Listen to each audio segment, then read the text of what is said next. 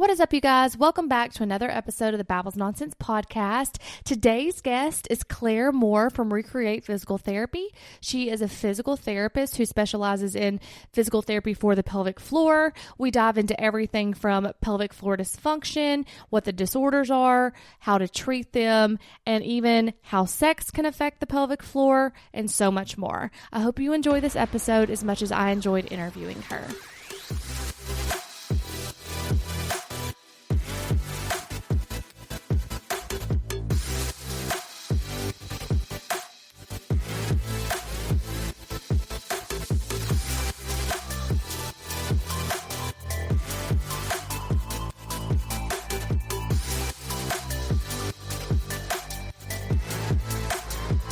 All right, guys, welcome back to another episode. I'm super excited to have Klaire Moore here from Rekreate Physical Therapy. So welcome, Klaire, to the show. Hi, thank you for having me. Absolutely. I'm actually very interested in this topic because it's kind of been all over Instagram. We talked a little bit before the podcast, pelvic floor therapy. And you're obviously a physical therapist and a wellness coach. Now, do you only specialize in pelvic therapy, physical therapy? I see some orthopedic patients, but for the most part, my specialty is pelvic floor. So That's what I choose to do unless somebody comes with shoulder pain, knee pain, low back pain. I'm like, yeah, of course I'll help you. I'm not going to send you anywhere else that I don't think is something that I can't do myself. No, I love that. But before we dive into the pelvic floor therapy, what it is and all that, let's talk a little bit about you. Have you always wanted to be a physical therapist? Yes, I've always wanted to be a physical therapist. I didn't really know what I would do elsewise. And so just the lifetime events added up and it played out. I got into school and here we are as a physical therapist. What in your childhood or what sparked the interest in physical therapy? Have you always been in maybe an athlete or you were into exercise and you were just I really love how the body moves? Right. It's both of those. Those are both just my interest. I was athlete all through high school, played college soccer. So lots of injuries. I had to go to a lot of physical therapy myself. And I feel like that's where the spark really came in, that I just saw there were people out there that were trying to help me get back to what I enjoy doing, right. Pain-free and to the best of my ability. And I was like, I want to do that one day. And so, like I said, I never had anything else that I wanted to do. Love exercise. So love how the body moves. I feel like my brain knows all about the body. I come from a family of engineers. And so it's funny, the way they think about things. And then I try to explain the body. I'm like, well, how do you not get that? You're an engineer, right, but they don't right. think like that. Well, so that's funny because we talked, I'm in healthcare and my brain actually works more like an engineer. And when I was in school, I excelled in math because to me, I love structure. And I'm like, it makes so much sense how you can memorize this pattern and the answer comes out the same every time, right? Right. But in healthcare, we know that is not how in it healthcare, works. in school, the number one quote from teachers was, "It depends." Right. So if you're a big math person and you like structure and answers, sometimes pelvic floor therapy and physical therapy, that there are no answers. It's it depends. It's different for every single person. And that's what I like, that every person's like a puzzle piece. And right. I just get to figure it out based off their symptoms. And I don't know. It's just fun. Yeah. Well, your side of it is fun, definitely, because you actually get to see progress and helping people. Yes. Mine, on the other hand, I'm not always helping people and they hate me. So there it is. Can't say, I think a lot of people like me, but there could be those people. You never know. Now, did you develop or recreate Yes. physical therapy? So this Yes, is your I did. business. Yes, it is. So not only are you a physical therapist, you started obviously your own business. I did. It's Rekreate with a K because I'm Klaire with a K. So that's just kind of how I always introduce myself to people. And it took a while to come up with a name that I felt was a little different. Yeah. And so I just kind of like the thought of recreate, recreating your journey, your pelvic health journey, your body's journey, to whatever you want it to be. I love that because my dog's name is Cricket with a K. That's how you do it. I know. It just looks cuter. Yeah. So my daughter, we had to name her with a K. I'm like, we got to keep it going. Right. No, I love that. So how did you hone in specifically on pelvic floor therapy? Was there something that sparked your interest in this? Yeah. So in school, we had a workshop one weekend. I was like, I would love to do women's health. And then right out of school, I got offered a job to specialize in women's health, but I decided to go a different route and just go to an orthopedic clinic so I could just learn a lot about everything instead of specializing right away. And then 2 years ago, I had my first baby. So I went through like the pregnancy, postpartum journey, and actually had to do some pelvic floor therapy myself. And I was like, man, I've missed this. And so that's when I decided, I think she was probably 3-4 weeks old. I was like, I'm going to start my own business. And we just went from there. She was 3 to 4 weeks old. Yes. Oh my gosh, girl, you are crazy. I know. I'm like, why did I try and do this between the busiest time of my life? Because now I have a 2-year-old and a 10-month-old. Oh, wow. But here we are. Well, and that's why I'm like, it's just meant to be, because yeah, it's been a lot of work, but at the same time, like, I've done it and I've got to help people. Your job is 2 years old now? Like, your business is 2 years old? Yes. Because your baby's 2 years. Okay. Yes. So basically you have 3 children. Well, 4 counting my husband, but yes. We know that. Yes. My business was my 4th baby. That's hilarious.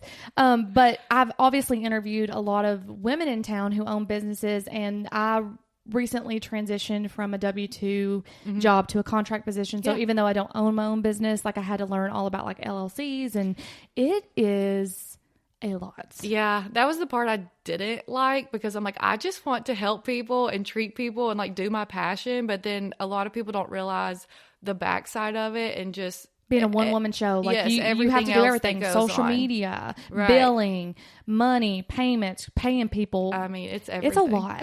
And people, like, I didn't realize, like, obviously I'm very fortunate that I'm just a contract worker. So the business side of it is taken care of, but then I still I'm quote unquote self-employed. I don't understand it, how I'm a contract employee, but self-employed. So whoever's listening out there, don't. So to say, we could try and go into it, but I might say something wrong. It's very confusing. And I'm just, like, my tax accountant tries all the time to be like, well, this is why. And I'm like, yeah, just do the taxes. Yeah, just do your job and I'll do mine. Yeah. So but I am interested in pelvic floor therapy. Yeah.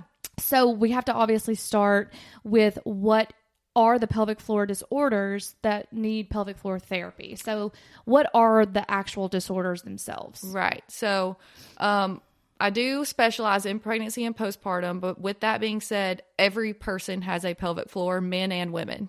So you can have pelvic floor dysfunction without ever having babies, without being pregnant, postpartum. Common disorders I see is any type of leaking, usually with coughing, jumping, sneezing. And then another type of leaking is when you feel like you're constantly going to the bathroom or you can't hold your urine. Peeing just in case before you leave the house. That's so me. And my friends will attest to that at Disney. Every time we saw a bathroom, I was like, let me just go just in case I can't find another one. So I'm not saying you have pelvic floor issues by any means, but sometimes people that, like, you see a bathroom and you have to go, like, that's a trigger in your brain and your bladder's not actually ready to empty. Right. So I see that. I see prolapse, which is organ prolapse. I see diastasis recti, which is splitting of abdominal muscles. And like I said, that can happen in anybody. You don't have to be really? pregnant. I thought that only happened in pregnancy. I didn't know that. It does happen during pregnancy, but if you're a big worker outer and you don't know how to manage your pressure system and you're constantly putting pressure out on your core, you can cause some separation. I did not know that. Yourself too. Yeah. Interesting. Okay. Constipation, tailbone pain, low back pain, hip pain, all of those can relate to pelvic floor muscles. I see a lot of exercise modification during pregnancy and postpartum, return to exercise postpartum. And then a big one I see is painful intercourse or penetration. A common cue for that sometimes that I see from people that aren't pregnant or postpartum is they can't insert a tampon, or they feel like they put a tampon in, it's going to fall out. That's typically common signs that there's some pelvic floor dysfunction there. Okay. So that's it. Okay. So once C-sections, that's a big one. So if anyone's listening and you have these symptoms, there is a chance, not saying that you do, because obviously we can't diagnose you being in front of you. Right. There is a chance that you could potentially have pelvic floor dysfunction. Mm-hmm. But then there's also, so is pelvic floor dysfunction kind of just like a lump term for everything you just described? Yes. Okay. And there's different factors that go into it. Right. And there's different ways to figure out where it is coming from. Right. So I know a lot of people think of pelvic floor dysfunction and being too lax with the pelvic floor, like you were talking about prolapsed organs, maybe leaking of the bladder. But no one really talks about tight pelvic floors, Right. which would that be the painful intercourse that you were talking about? It can Go be either way. either. So Okay. I feel like in our society today, we're constantly stressed and tensed people. Yeah. And our pelvic floor typically responds to that stress. And Okay. so it becomes tense and tight. And so with prolapse and leaking, really everything I described earlier, you can have a tight pelvic floor. Oh, I and didn't that's know that. causing the symptoms versus it being just weak and everything's kind of falling out. Well, then so if you're having these symptoms, obviously you reach out to a physical therapist, or I guess, do you have to get a prescription for this physical therapy? No, not for the evaluation. And then after that, I kind of determine if we need one or not. Okay. So they can come to you and then you could diagnose if their pelvic floor is either weak or tight, and then start working on exercises to develop a plan to fix that or correct that. I typically will do an internal exam, and that's where I can figure out the exact tensity of your pelvic floor muscles and how well they're coordinating and functioning. So that's something that I don't have to do, but it helps me help somebody else the most to like actually figure out where it's coming from. And then from there, we figure out a game plan. Like, do we need to learn how to relax, or do we need to learn how to strengthen? Okay. And there's a lot of other lifestyle modifications that go in with sleep habits, because I'm a big wellness person. So what are you eating? What are you drinking? You know, how are we treating our body stress wise? Right. Because like I said, our pelvic floor is related to stress, TMJ pain, and your pelvic floor. Are you serious?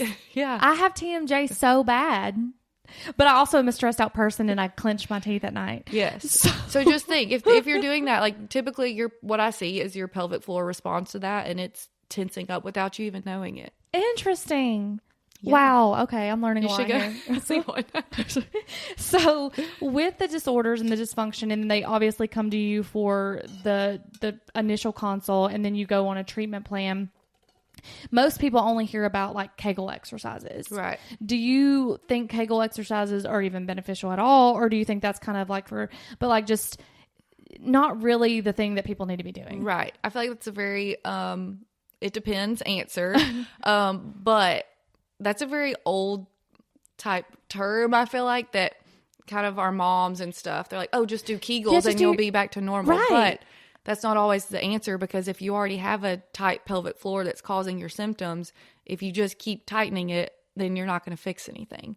So that's where a therapist can help really assess your muscle function to teach you, do you need to relax first or do you need to Kegel first? So how would you even relax a pelvic floor?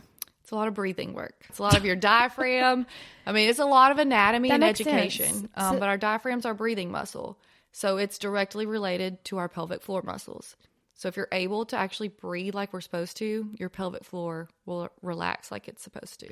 Well, that makes a lot of sense, because I love to work out, and I have a personal trainer, and when we're talking about like squatting and stuff, she'll be like, breathe. I'm going to say it wrong, but I'm always constantly holding my breath during exercise. Oh yeah. No. Many years as I've done it, like I will always be like, I can't figure it out. I can't figure out how to retraining. Breathe. Yeah. Because a lot of problems do come from just habits that people have formed because they didn't know that like it was wrong in the first place. And so it's hard to break a habit, but it's one of those things like when you learn how to do it right, your body's going to respond to that, and it's just going to keep on doing it from here on out.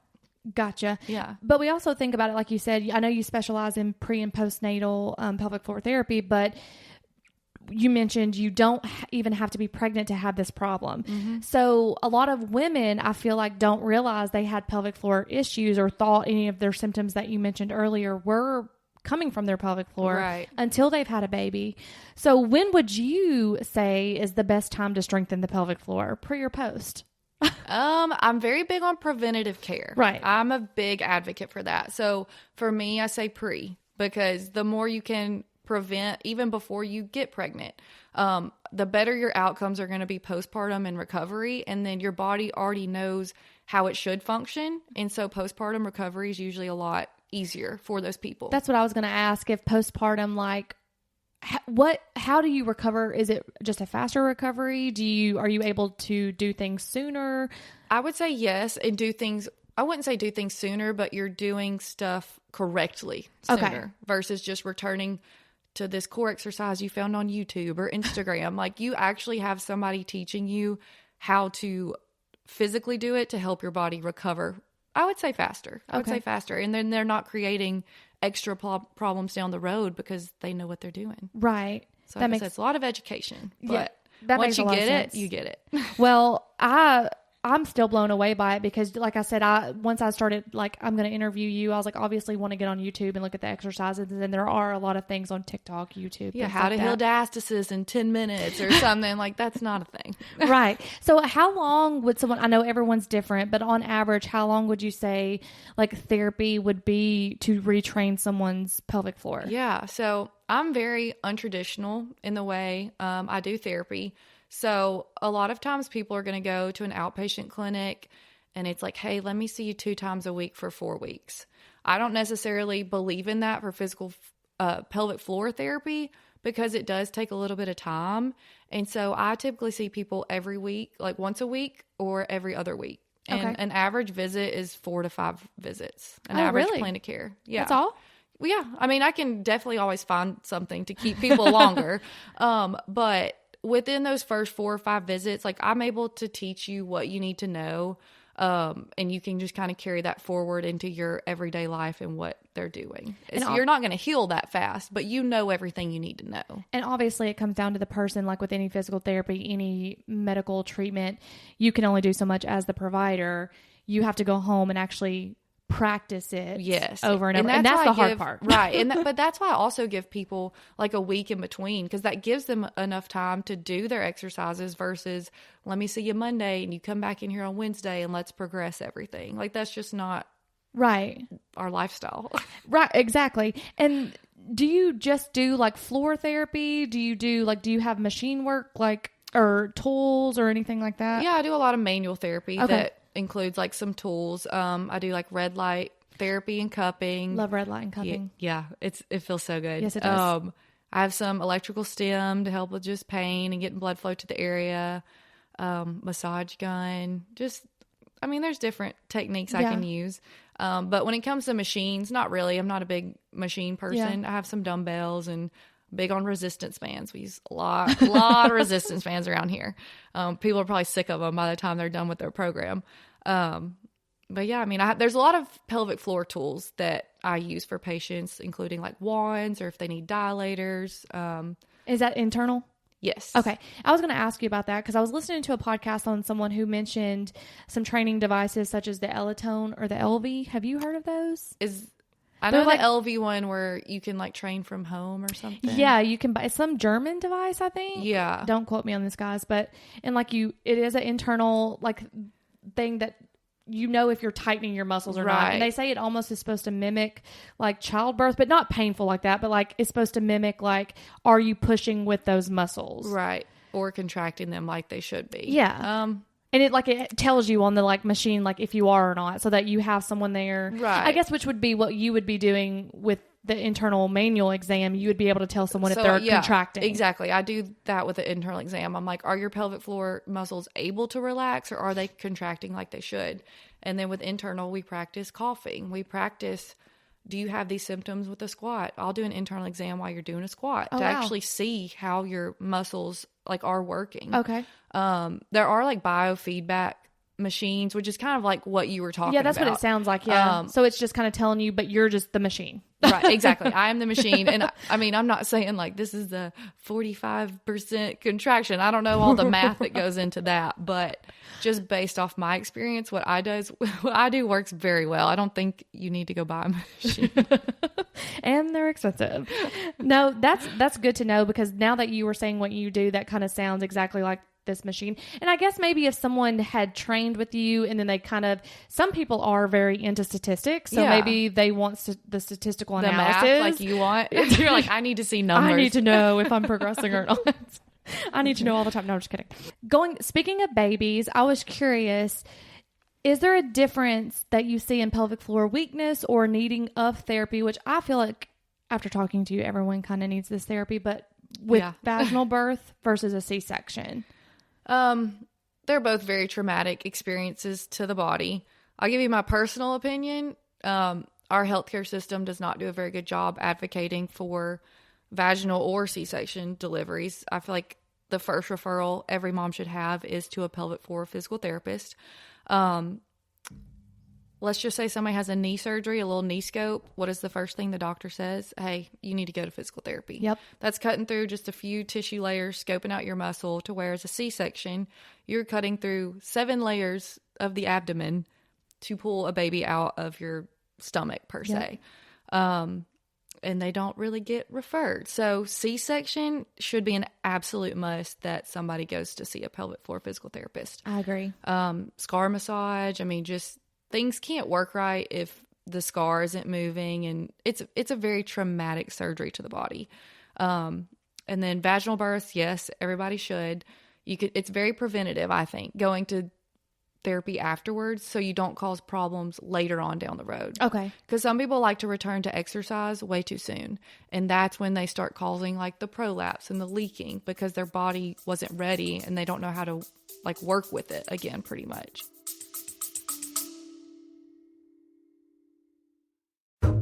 Hey there, true crime fans. Are you looking for a podcast that combines your love of crime stories with a good laugh? Look no further than the ODFM podcast. It's hosted by Kelly DeVries and Jenna Swanson. Kelly and Jenna take you on a wild ride with their unique blend of humor and gripping storytelling. From bizarre murders to unsolved mysteries, all while keeping it light with their quick wit and relatable banter. Subscribe now wherever you get your podcasts. ODFM, where true crime meets comedy, and the laughs are killer.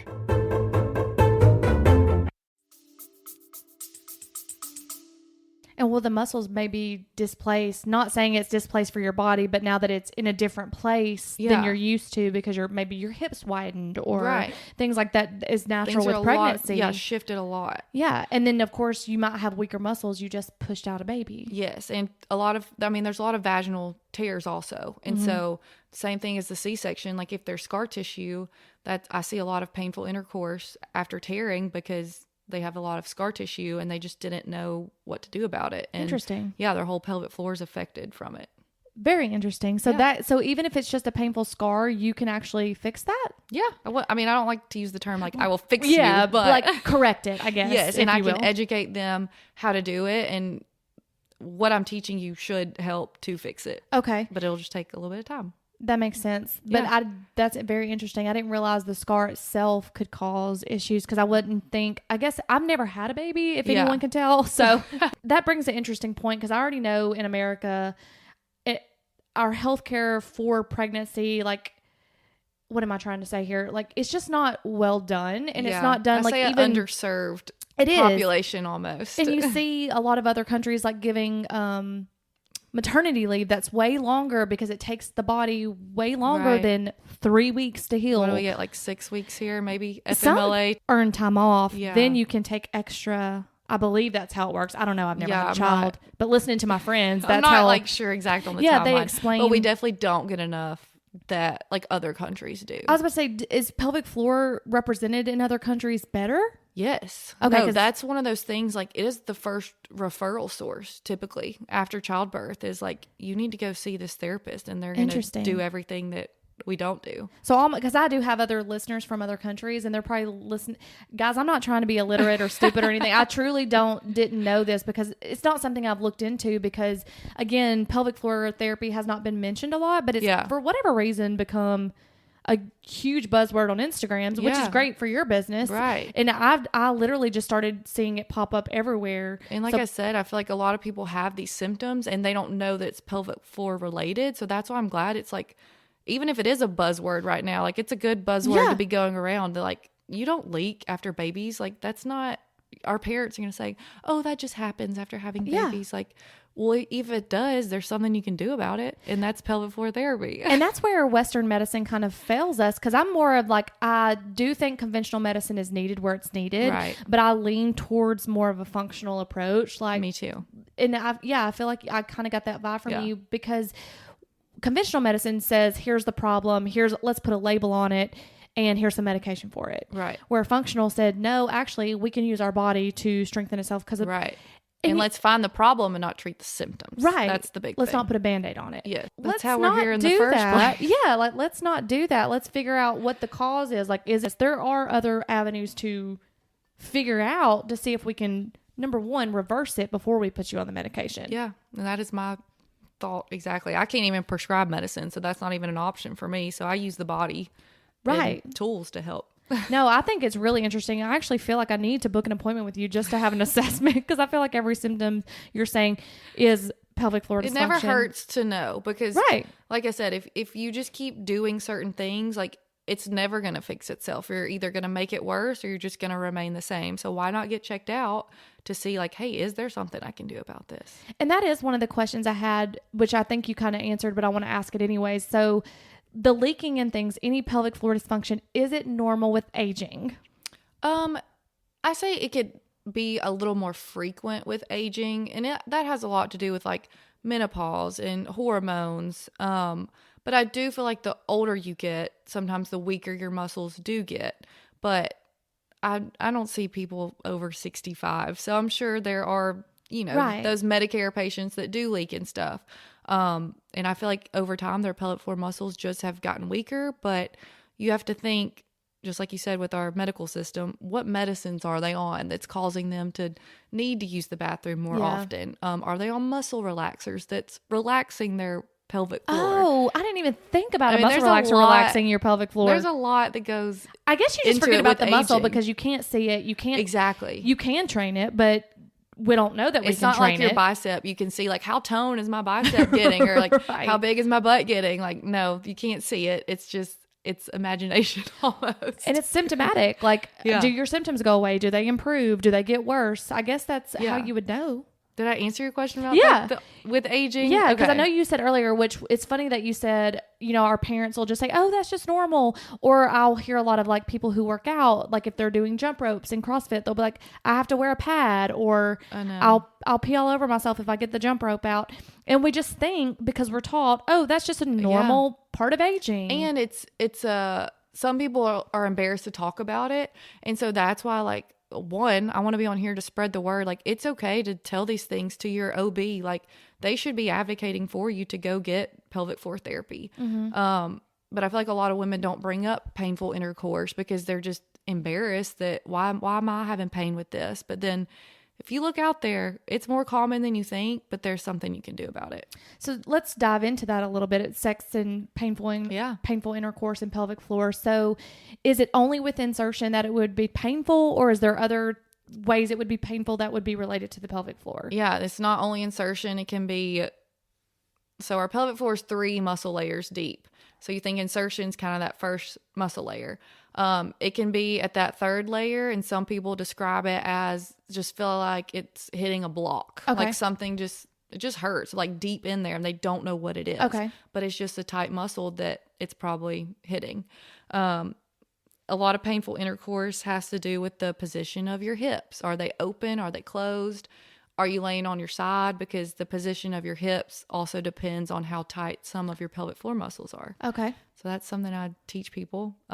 Try different positions, and I literally help them with an internal exam, figure out what feels good to them, so them and their partner can be successful in that. Interesting. Because intercourse, that's a big quality of life that people need, and if that's taken away from you and not enjoyable, then that's not okay. Well, I think it's also interesting because women are also taught not to talk about sex, especially here in the South. I think it's just like taboo-ish, I guess. Right. And I read a book, and I'm going to botch the name, and if I would have known, I would have written it down, but Becoming Clitorate, I think it's what it's called. And it was this lady who was trying to inform men mostly about women's orgasms. Yeah. And basically saying, like, how hard it is, and women shouldn't feel embarrassed or like something's wrong if they couldn't reach an orgasm. It's actually a really good book, and it goes kind of down into the physical I'd like to read that. Anatomy and everything about sex, and it was written for men, but actually women started reading it, and she even talks about, like, just talking about it for women is very hard. And I'm gonna mess this up, but she says that it wasn't long ago, maybe 50s or 60s maybe, that women were, like, so uptight, anxious, stressed, quote unquote a bitch, if you will. Yeah. And they would go to the doctor, or their husband would send them to the doctor, and then the OBGYN or the doctor would basically manually give them an orgasm. What? And this was labeled as hysteria. And so they would go have an orgasm and they would be fine after that, but they didn't know what that was because they weren't achieving it with their husband in intercourse, because sex at the time was just a man's pleasure. And you're just there. And you're just there essentially. So it's a really good book. Yeah. But speaking of that, I was going somewhere with it. So would women who are unable to achieve orgasm, could that be related to pelvic floor dysfunction? It could, because it's nerve stimulation. And so that nerve root innervates the pelvic floor. Okay, that makes sense. And so that's your sacral. I think it's like S2 to S4. And so there's different stuff we can do to your sacrum to help move the nerve around. Like, is the nerve functioning like it should, to where that is able to happen, to have an orgasm? Okay. It's pretty common postpartum to not, I say common, to not be able to happen, because sometimes the nerve can get damaged during childbirth or compressed too much during pregnancy. And so there are mobile or manual techniques that we can do to help the nerve to just innervate that area even better. Yeah. Now, I know you mentioned the sacrum. So if someone had a tailbone fracture or something like that, that could obviously severely affect the pelvic floor. Yes, all your pelvic floor muscles attach, not all of them, but pelvic floor muscles do attach to your tailbone. I didn't know that. I see a lot of tailbone pain. Okay. And they're like, why is my tailbone hurting? I'm like, well, your muscles are tight as crap, and we need to tell them to let go, quit pulling on my tailbone, and let it function like it needs to. That is very interesting. I'm still kind of torn on, like, is my pelvic floor too tight, or now is it too lax? Because there are like rectal exams too, that you can reach certain muscles easier. That is not something I have done yet. But if I feel like I need to get that education in the future, then I will. But I've found success with what I do. Right. No, this is very interesting, because I thought, my medical brain thought some symptoms would be for tightness, and then some symptoms would be for weak pelvic floors, and that's how you would diagnose it. Yeah. But You you're saying it could go either way. Yeah, it goes either way, which is, like I said, the fun part about my job. Every person's a puzzle piece. Yeah. And one side can be tight and one side can be weak. Like, it's not just a one size fits all type thing. So that's why I feel like every day I walk in, I'm like, you're going to be a puzzle, and I'm going to figure out how to solve this. Now, do you notice it with any kind of like medical disorders, like any, like, would you say autoimmune diseases, or is that related in any way, or is it more strictly just physical? Personally, just like, I feel like the population I see, I haven't dove into too much of the detail with that.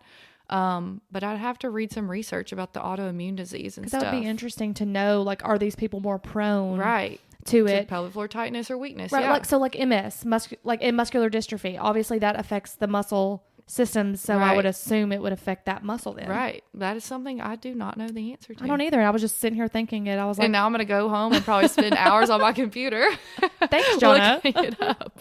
No, I know you mentioned. I love to learn. I love to learn about it. So it's great. This is very interesting. I'm going to have to do some research. Well, so let's switch to men for a second. Mm-hmm. Do you have a lot of men clients, or is it mostly females? I do not. I have not treated male pelvic floor per se, but that's not to say that it can't be treated. I just do not specialize in that. I feel like that there's other therapists in the area that know more than I do. And so if I do have a male come to me, I send them somewhere else. Now, what would their symptoms be? Is it the similar, like, or would theirs be more like erectile dysfunction?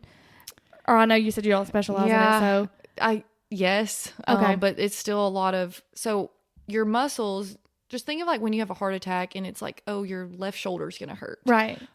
Your pelvic floor muscles radiate to different parts of your body too. Okay. So in males, they might have more the low back pain, the hip pain. And they're like, why can I like never get this to go away no matter how many stretches I do, like how many core exercises? It could be their pelvic floor symptoms radiating to their low back or their hip or their groin area. Wow. You know what's funny? I wish I would have done this podcast 2 years ago, because I worked in a pain clinic for a year. We specialized in spine pain, and there would be some patients that you could not get them comfortable, whether it would be an epidural injection, a facet injection, you know, you'd go straight to the joint and give steroid injection, and they would just be like, nothing is working. You think, I mean, you know about referred pain, and like, now I'm like, did these people always have just pelvic floor dysfunction, and we should have just sent them to the I mean, it's like, if you try something and it's not getting better, it's not a bad option to go But get I didn't it. know about it. Exactly. Because we're not like, even though like people might go, which I have a lot of friends when I don't know something, they'll be like, well, didn't you learn that in school? Like, for instance, nutrition. Right. Like, I'm really big into nutrition and healthy eating, but I had to go and get a certificate for that. Yeah. I was not taught in school as a nurse practitioner nutrition, and a lot of doctors just aren't taught you get either. a blurb of it, maybe. Right. But you don't get enough to No. know what you're doing. And so, like, I'm trying to think back, and I don't even think I even heard the term pelvic floor dysfunction in my learning. Yeah, it's like, why would they bother telling you that? But Well, because you would think to refer in our healthcare system, they would tell you about it and that it's an option. But agreed. They don't. No, that is it's just blowing my mind, honestly. That's like with males. So like I've heard and read and done a little bit on research with males and how to treat them. But like I said, I didn't get enough to feel like I'm the best person to do it. And so obviously if I don't think I can do it, I'm going to send you to somebody who can give you the best care. Now, would you say, I know this is just all hypothetical or your opinion, but is it more common in females because we do have more like the birthing of the babies and things like that versus a male? I would say so. But Okay. that's just based off my personal experience because I don't see males. But I would think that our pelvic floor is more prone to going through trauma and having problems with it versus a male's. Okay. Now, I know But I could be wrong, so nobody quote me on that. But I know you also work alongside a chiropractor.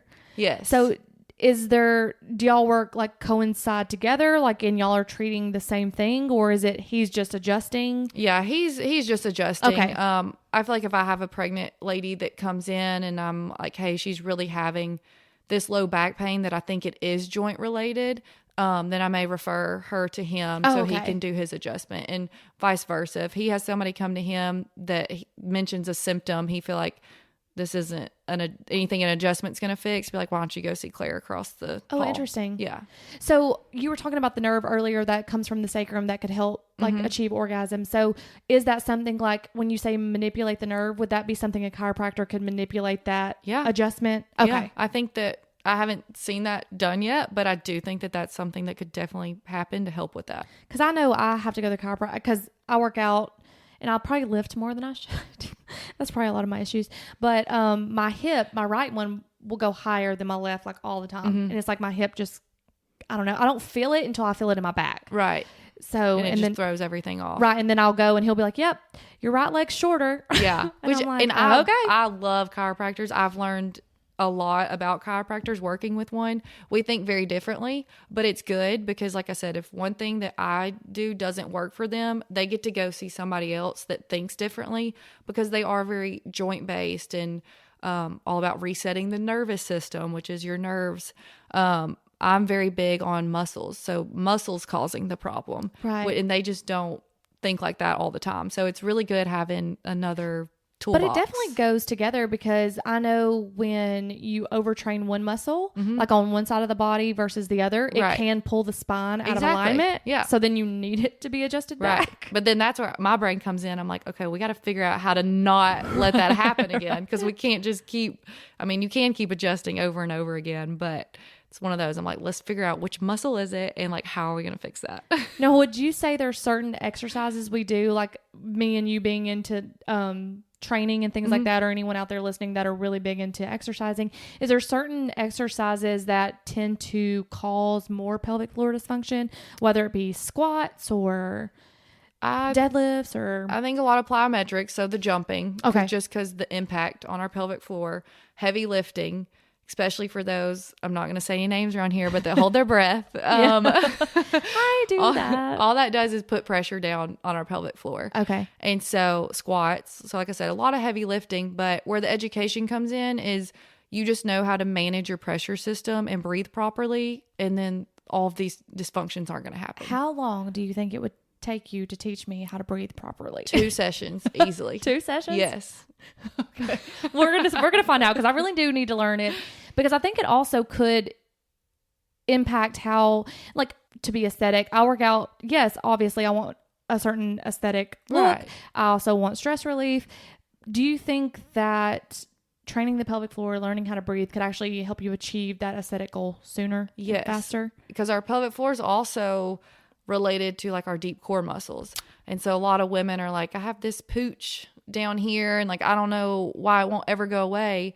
And it's because they aren't training their deep core like it should be to be our corset muscle. That makes sense. I can get upper abs, but I cannot get lower abs. And it's just at all. Girl, you were just like checking off boxes about like, oh, we're going to schedule an evaluation after this. We are. Do you work on Wednesdays? Yes, Monday, Wednesday, Friday, actually. But it just takes education to know how to turn those muscles on so you don't overtrain your upper abs, because there's upper ab gripping that I don't know if you've seen that on. So I saw on Instagram this lady say if you have a line across your stomach, it's usually a sign of pelvic floor dysfunction. I have that line because you're probably constantly like clenching your upper abs and you don't even realize it. And so your lower abs are never actually firing like they should be. So that's funny that you say that, because when like my personal trainer would give me lower ab exercises, I'd be like, I can't activate them. I can't feel them. So like the biggest cue is, I say people, or cues, I don't know, red flag. Yeah. People do, not a red flag, maybe a yellow flag.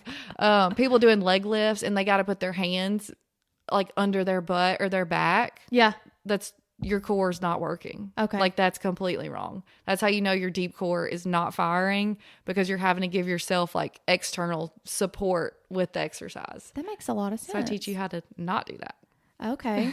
So definitely need to come to you, and my personal trainer would probably be like, thank God. About time. It's about time. You've been telling me you can't breathe and feel your abs for years. The breathing is a big thing. No, like I said, it's a lot to do with, I feel like just the society we live in and like our culture of just like the go, go, go. We never take a second just to relax our body and let our diaphragm breathing muscle do what it's supposed to do. No, you're absolutely right. Like I see a lot on my end, like hiatal hernias and things like that. Like, yeah, I can already see you though. You're a chest breather, which a lot of anxious people, they are. Like your diaphragm is probably literally shut off and not working. It doesn't work. Because when we chest breathe, we get like upper trap pain and like people like breathe literally up in their chest and their belly does not move. I can see it right now. My traps are always, I have to go get massages. No, like once that's a month. not why. You're breathing with your trap muscles. Oh, all the time probably. Is that referred pain, or is that No, that's actually like you're like using your trap and like your scalenes to actually breathe. Oh, interesting. Well, I sit like this all the time too. That's stress. I'm telling you. We're booking an appointment. Guys, we're going to book an appointment. Then I'm going to do a solo episode after the appointment to tell y'all if I truly have testimony. Pelvic floor dysfunction, because I'm keep pretty going sure to get massages though. Like that is a good thing. But once a month, I know like it's expensive, but also I'm learning to invest in your body. Right. Because I was trying to go when I had pain, and I realized that was wrong. You can't wait until then. Right. Because then my massage therapist is great too. She does cupping and stuff. Yeah. And she's just like, Jonna, you have to stop coming in. Like, you're so tense. Like, I can't even break these knots open. And once we talked about the healthcare system and how broken it is. For me, being in healthcare, I think that these things should be paid for automatically. Yeah. Like you should get these many visits a year, whether they just pay for it once a month or not. Yeah. And then you could pay for the other. Whatever. Yeah. Yeah. But we talked about you not accepting insurance. Yeah. And one big thing is, even if I did accept insurance, pelvic floor therapy is a specialty. So a lot of times your insurance doesn't even cover it. So you're paying out of pocket in the first place. Right. And that's to clinics where you might see different therapists every time. Like, you're not getting the one-on-one treatment that I give people. I'm like, you will only see me. I'm the only one knows what's going on. I'm going to take care of you. But yes, with that being said, in our healthcare system, I chose not to accept insurance just because I don't want somebody sitting behind a computer dictating the plan of care I get to give somebody. I agree 1,000%. And I don't need to justify to that person behind the computer why I'm doing what I'm doing when I know what I'm doing for the patient. And we can also go ahead and say the person behind the computer is not medical half the time. They have no idea what I'm doing. Right. They just want to say, yes, we're going to pay for it, or no. Right. And then the patient will then say yes or no. So and honestly, healthcare is going that way. I've seen a lot of doctors go through like MD VIP care, or maybe not that, but like just VIP care where it's straight pay, or you see a lot of telehealth practitioners that are say, here's my fees. When, like you saying earlier, like you're learning to invest in your health, and like that's what I believe in too. Like, if you will go pay $100 to go shopping, you should be able to go pay $100 to get your body looked at that you only get one of these. Right. No, and it's hard for, I think, Americans to wrap their head around that. Especially like when I started seeing an energy healer, like people were like, what? Why don't you just go to therapy? I was like, because talk therapy was not working for me. Yeah, if you tried it, you're like, I need something else. Yeah, I needed someone to tell me why I was doing the things that I was doing. So I was like, and it was really hard because she was really expensive. Yeah. And I come from a background where like you have to hoard money. You don't know when it's coming again. But she had to help retrain my brain to think like, no, you're investing in yourself. And as long as you put that out into the universe, the money will come back. And it honestly has every single time. And I see how much you harp on that. So obviously like you're happy with the 1000% investment you made in your health, which is all that matters. People would get tired of me going, mean you this, mean you that, mean you this, but it's literally like been life changing for me. Yeah. And that's something I didn't even think about with physical therapy, investing in your health, because from what I'm gathering from this podcast, and maybe the listeners are too, your pelvic health is kind of like controlling your whole body. Yes. So with that, I was just about to go on that topic. So insurance will dictate, hey, your shoulder hurts. You better only touch the shoulder. Don't you dare touch the hand, the elbow, the hip. Like it's just the shoulder. I get to treat the whole entire body because I do believe, yes, it might be a pelvic floor muscle, but what if it's something up the chain or below the chain that's causing this to constantly stay tight? So I have that freedom, and I will probably never take insurance. No, I would. I mean, I get it. Like being in healthcare, like maybe someone who's not in healthcare and maybe a patient doesn't understand it. But being on this side of it, I completely understand it because I fought with insurance companies before to get things covered taking insurance. Yeah, because I just want to, like I said, for me, it's a quality of life thing. A lot of like symptoms and stuff that people have. And just we were talking about the breathing and like your jaw and like your ankle and your foot even plays a role into your pelvic floor and like how you absorb force for certain things. Is it like the way you stand? It's a lot of things. It could. It's That's so crazy. I'm serious. I'm booking appointments. Speaking of booking appointments though, like since you don't accept insurance, like do you have certain prices for certain things? Do you have a package deal? How does that work? So I offer a few different services. I do have a location in Athens that people can come see me. I offer in-home visits. That's mostly for like newly postpartum moms that don't want to leave the house with a newborn, because I know firsthand how hard that is to do. And it's very stressful. Finding childcare and everything. Yes. Yeah. So I actually go to them. That's awesome. Yeah. And so it is a little bit more expensive just because I'm traveling to you, but if it helps you, then I'll do it. Offer like virtual. That's more of like the wellness aspect of it. Obviously we can't do internal exams and get my hand on you with virtual. But I mean, I can go over my prices and stuff if you want me to. if you don't care to. No, that's fine. So I see people in office for an hour for their first visit, and it's $150. And then that's kind of that visit. We figure out how many times do I think I need to see you. And I do have packages that I sell, and you save a little bit of money, you know, however many visits you buy. But typically my follow-ups are 45 minutes and they're $100. Yeah, that's not bad at all. Yeah. Honestly. And on average, I mean, it's 4 to 5 visits. I see people, and then I'm like, call me if you need me. Yeah. So could you do the manual stuff? Like, let's say you're like, okay, you need 4 visits. We're manually going to work with you. And then let's say in a year from now, I'm like, I just feel like something's off. Could I then do a virtual with you? Yeah. Because then I kind of know what you're talking about. Right. You can switch it up. Typically after I discharge people, I let them book out a 3-month appointment. Okay. And I call it like a wellness visit. So like, has anything happened within these 3 months? Like any new symptoms?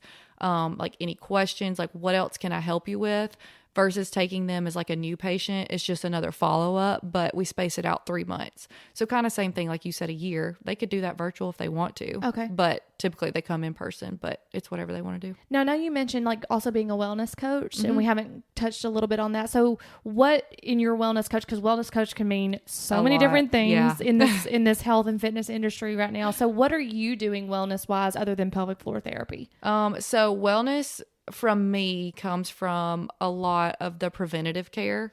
So let's say you're pregnant, and what am I going to expect during labor and delivery? What can I do just to prepare my whole body? So mobility work, like strengthening, but it's never skilled therapy to where I'm doing any internal work. It's just more of I say generic type coaching, but within a specific specialty. Okay. Also have a workout app that if somebody's it could be whoever, but say somebody's pregnant and they're like, hey, I love to work out, but like, I don't know what I can and can't do. Okay. And I'm like, okay, here's your first trimester workout, your second trimester, and then in your third, like, this is what you need to be focused on. And it's your app? Mm-hmm. That is cool. What is the app called? It's Rekreate PT app. Seriously? Yeah. How did you okay, that is cool. Yeah. How do you develop an app? It was a lot of research, I will say. That is cool. A lot of time put into it. I don't really know how it happened. I just always knew that I wanted to do that. That is really cool. It's videos of me and another one of my friends on there, so you don't get just like random people videos showing you how to do it. I don't know. Just now I gotta download the app and do all this. You have to go through me to download it. Well, dang. Okay. I don't think that you can just search it on the app store and download it, because you have to have like a code to like enter. But I have a little free 7-day trial that people can try the app, and then after that, if they want to keep going with it, that's where I'll make the plan for them. And I'm sorry I interrupted you. You were saying in the app it's like the pre and postpartum workouts? I don't have like a set pre and post. I make it custom per person. So whatever they want. Like, because what workouts are you used to? Are you used to high intensity? Are you used to heavy lifting? Okay. But even not in that population, like just our general population, I'm like, do you want a strength train? Do you want a more endurance? Do you want a more tone? And I'll make them a workout. So this is not just for pregnancy then. So like you kind of do personal training on the side. Kind of, yeah. But I feel like being a physical therapist, that's why I term it like the wellness coach, because I know a lot that goes into it. But yes, you could say that. And you also know like movement and mobility because of, like, hey, if you do this in proper form, this is what's going to happen afterwards. Exactly. And then you're like, you'll be coming to me to see me for me to fix you if you do it improperly. That's not my plan with it. Is like, let me hurt you so you have to. I'm saying you're giving videos of proper mobility so that then they don't have to go see a physical therapist. I mean, it's kind of like I said earlier, you can go watch these workout videos on YouTube, but they might know what they're doing, but I know what I'm doing. So I'm a big advocate for like, do they have the education to actually know what they're teaching you? And that's something I was going to ask you, like, because I do see a lot of people, but this is with any field, whether it be physical therapy, medical, makeup, anything, the YouTube videos, like, because I'll do it. Like, I'll do my research. Instead of going to Google, I'll go to TikTok because I want a short little quick video to say, can I do this on my own? But we learn quickly, like, how do I know if I'm activating that right muscle? Even if I can mimic a video. Yeah. But how do I know that you got to get your hands on, somebody's got to get their hands on you and like really tell if you are. So do you see that a lot? Like, do you see people come in and go, well, I tried this TikTok video? Or yes. Yes. I see a lot of that. And I'll be like, show me what you did. And very politely and very professionally, I'm like, that was not right. Yeah. Let me show, like, you're doing the movement, but you're not doing it for the purpose that like it's there for. So I teach them the right way to do that. And I feel like this is something you do have to have your hands on someone, like even being on, it's almost like, I'm trying to think of an example because like I said, I could be moving, but I obviously don't know if I'm moving the right muscle. Right. Like dead bugs, like you're laying on your back and like your arm and legs. 9 out of 10 people are doing that wrong. And they don't know it until somebody says, this is not the right way to do this. Like you're doing more harm or you're just kind of wasting your time doing this almost. Those are hard. What it's meant for. And so that's, I teach them the foundations that they need to know to carry on through like every movement. No, I love it. I'm definitely booking an appointment. I will be doing a follow-up episode, guys. I'm very serious about this because this has been eye-opening to me. I thought I knew a little bit about it through my research, but now after talking to you, I'm just like, oh, there is a lot more I do not know. Yeah. Like could go way deeper. And there are some therapists, like they're very more manual based. I'm manual based, but very exercise based because I believe in exercise a whole lot. Speaking of exercise, do you see a lot more issues with like CrossFitters? Like because they're trying to do the high intensity with the high weights? Yeah. I mean, I wouldn't compare them to say I see more of it, but I do find that they're one of the, I say like more difficult populations to teach how to do things properly because they formed these habits of how to lift because they don't have, the right coach maybe teaching them directly how to lift. And everything's always about what coach you have in any aspect. I saw like a heavy lifter, a power lifter. Yeah. And I saw her like one time, she was like, I feel great. Like that was what I needed. I'm not leaking anymore. She just randomly started leaking. Yeah. She was in the healthcare field, so she was a little bit easier to teach, just kind of knowing what was going on. But that was my first power lifter, and it was a learning experience for me, like because I have to have different ways to teach things to different populations of people. So I got to be creative, and I got to help her, but she's not leaking anymore. Well, pimp yourself out. Tell everyone where they can find you, how they can book an appointment. I'm just so intrigued by this, and I'm dead ass serious. I'm booking an appointment just because I want to know. I'd love to see you. Pimp yourself out and let everyone Like I said, know. it can never hurt. So I have Instagram. It's at Rekreate PT, REKREATE PT. And in like my bio, there's my website and everything. And you can go on my website and book a free little 15-minute phone call. So that's where I let people, or they fill out a form, and then I call them and answer like any questions they may have to know if like, am I a good fit for you? Or do I think that you, check. do I think you need to go somewhere else? Cause I want to make sure like I can help you, That's or awesome. find you somewhere else that can. So they do that, and that's it. We book an appointment over the phone, and I see them in person in Athens. I'm located at Refined Chiropractic, which is off 72 in Athens, it's like in the public shopping center. And then traveling to people's homes, same thing. We'll schedule an appointment, and within a certain radius, I'll drive and see them. And you said you work Monday, Wednesday, Friday? I do. I work Monday, Wednesday, Friday. Okay. Part-time mom, full-time worker. What are your hours? Do you have certain hours on those I days? usually do like 9 to 4. I mean, it's flexible, but that's typically what I set my schedule open to. Sometimes I have like those teachers or people that can't get off until 4:30 or 5. So I'll see them later in the afternoon. That's awesome. So it's nice. Flexible. Yeah, it's nice that I can have some flexible hours. Yeah. Or if somebody needs me to come in at 8, I'll come in at 8. It's whatever works. Well, that's awesome. No, you have been so informative, and I'm going to have to do some more research, book an appointment with you. Guys, I will link her Instagram in the show notes. Like I said, go to her Instagram. I'll also link her bio so that you can just directly go to that if you would like to do that, if you don't have Instagram.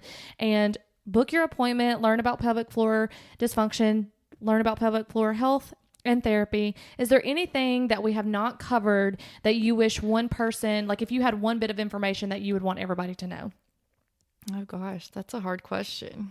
I mean, I've said it before, so I guess I'll just say it again, but the preventative measure is key to success, preventing things from happening before they do. No, I agree. And honestly, if this stuff so advocate for yourself. Yeah. If you think something's wrong, advocate for yourself and tell your doctor, whoever, I think I need to go to pelvic floor therapy, and get them to write you a referral if you're there, and come see me. Don't wait until something bad is wrong. No, I agree. And I like just even harboring on this, like I feel like after interviewing a lot of women in different fields, like there's so much that we should have learned at a young age, like in school, like, you know how they make you do home ec and stuff? Yes. Classes that you don't necessarily need. What's the drug? Yeah. It's like, why? DRUG. Was that a class? Dare. Dare. Not drug. Don't do drugs.